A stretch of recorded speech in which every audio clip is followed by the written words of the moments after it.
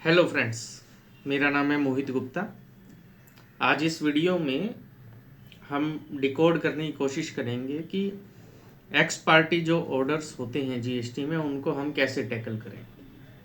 मान लीजिए आपका 73 या 74 दोनों ही सिचुएशंस में आपका एक्स पार्टी ऑर्डर है 17, 18, 18, 19, 19, 20, तो या फिर उसके बाद भी तो किस तरीके से हम कमिश्नर अपील में अप्रोच करें। देखिए, सबसे पहले तो आप ये देखिए कि आपका एक्स पार्टी ऑर्डर है तो आपको कब पता लगा, क्या कमिश्नर अपील में जाने का टाइम बचा हुआ है, which is 3 months from the date of receipt of order plus 1 month condonation, मतलब 4 months है। तो क्या आपका वो टाइम अभी बचा हुआ है या निकल गया है। मान लीजिए आपको विद इन 3 months पता लग गया है, तो आप कमिश्नर अपनी अपील फाइल कीजिए कमिश्नर के पास सेक्शन 107 में, और वहाँ पे आप मेरिट पे अपनी अपील हर्ड करवाएं, क्योंकि रिमांड बैक तो कमिश्नर अपील कर नहीं कर सकता। दूसरा, 3 months निकल गए हैं बट विद इन कंडोनेबल पीरियड है, तो आप फिर उस केस में कंडोनेशन एप्लीकेशन के साथ अपनी अपील फाइल कीजिए।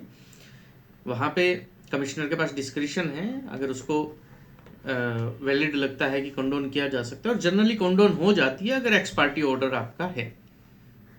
लेकिन अज्यूम कीजिए कि आपका 3+1 का भी टाइम निकल गया है, तो उस केस में अब आपके पास 2 ऑप्शंस हैं। पहला ऑप्शन कि आप जीएसटी ट्रिब्यूनल में जाएं, दूसरा आप हाई कोर्ट में रिट के थ्रू जाएं। आप चाहे ट्रिब्यूनल में जाएं या हाई कोर्ट रिट के थ्रू जाएं, दोनों ही सिचुएशंस में आपको अपने ग्राउंड्स तो बनाने पड़ेंगे कि क्यों आपका ऑर्डर एक्स पार्टी हुआ और क्यों आप कमिश्नर अपील अप्रोच नहीं कर पाए। तो मेजरली इस तरीके के केसेस में हमारा सजेशन रहता है कि आप सबसे पहले अपने ऑर्डर को और जो आपकी पूरी एडजुडिकेशन प्रोसेस है उसको थोरोली नोट डाउन कीजिए। आप क्रोनोलॉजी बनाइए इवेंट्स की। सबसे पहले आपका शोकोज कब इशू हुआ, डेट ऑफ शोकोज नोटिस, फिर उसके बाद क्या आपको पर्सनल हियरिंग के नोटिस दिए गए, वैलिड नोटिस दिए गए, आपको वो नोटिस सर्व हुए या नहीं हुए। देन उसके बाद आपकी नोटिस, शोकोज का नोटिस, हियरिंग के नोटिस और एडजुडिकेशन का जो ऑर्डर है उसके बीच में टाइम गैप कितना है।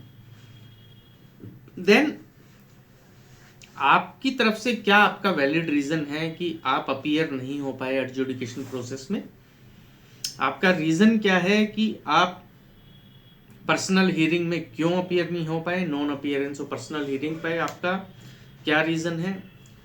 ये जो एक्ट हुआ है एक्स पार्टी, ये बोनाफाइड है, ये इसका आपके पास क्या रीजन है। मतलब डिपार्टमेंट एलिगेट करेगा कि आपने जानबूझ के किया है, it is a mala fide intent, कि आपने जानबूझ के रिस्पॉन्स नहीं दिया, अपीयर नहीं हुए, तो वाई इट इज बोनाफाइड, इसका आपके पास क्या रीजन है।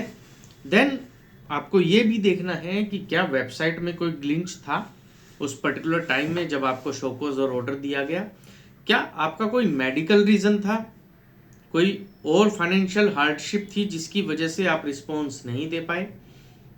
अगर आप ये कंटेंशन लेते हैं कि आपको शोकोज नोटिस और हियरिंग के नोटिस सर्व नहीं हुए, तो आपको प्रूफ ऑफ नॉन सर्विस देना पड़ेगा।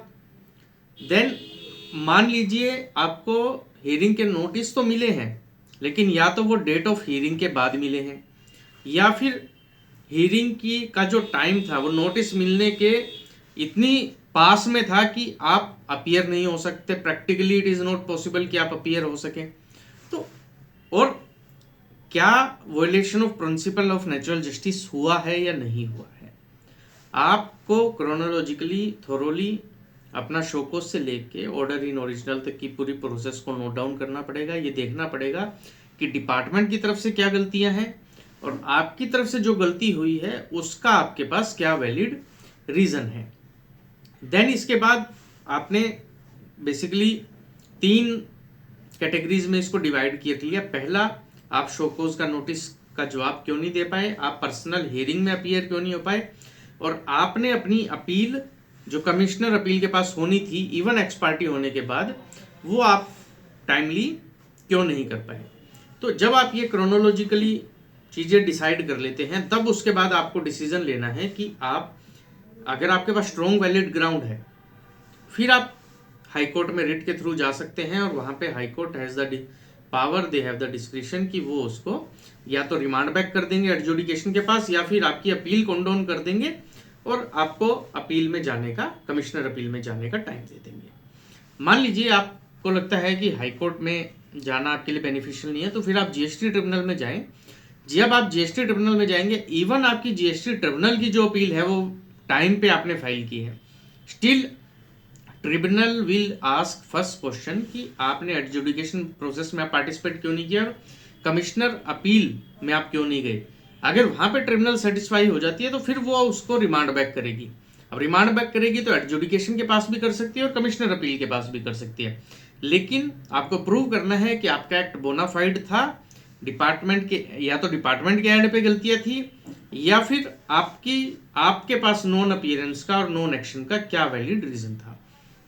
जैसे मैं आपको एग्जांपल दूं, जैसे दिल्ली हाई कोर्ट 17, 18, 18, 19, 19, 20 के केस में, इवन इलाहाबाद हाई कोर्ट ने भी और कुछ और हाई कोर्ट्स ने भी किया है कि जो इनिशियल 73 के नोटिस थे वो एडिशनल टैब में पोस्टेड थे, जिसकी वजह से ये डिफेंस लिया गया कि taxpayer could not go to the service of the notice and order, और वहाँ पे वो नोटिस और ऑर्डर क्वैश हुए हैं और री एडजुडिकेशन के लिए भेजे गए हैं। दूसरा, मान लीजिए आपको इफेक्टिव पर्सनल हियरिंग नहीं दी गई, तो उस केस में भी हाई कोर्ट्स ने माना है कि बिना पर्सनल हियरिंग के principle of natural justice follow नहीं हुआ, और उस केस में भी आपका रिमांड बैक किया गया है या फिर आपको अपील फाइल करने का टाइम दिया गया है। इवन कोलकाता हाई कोर्ट ने भी कई केसेस में ये माना है कि कमिश्नर अपील 3+1 के ऊपर से भी जाके कंडोन कर सकता है। लिमिटेशन एक्ट वहां लगता है, 3+1 का कोई लिमिटेशन नहीं है, जो लिमिटेशन एक्ट है वहां उसके अकॉर्डिंग आगे भी वो कंडोन कर सकते हैं, ऐसा कोलकाता हाई कोर्ट ने एक स्टैंड लिया है।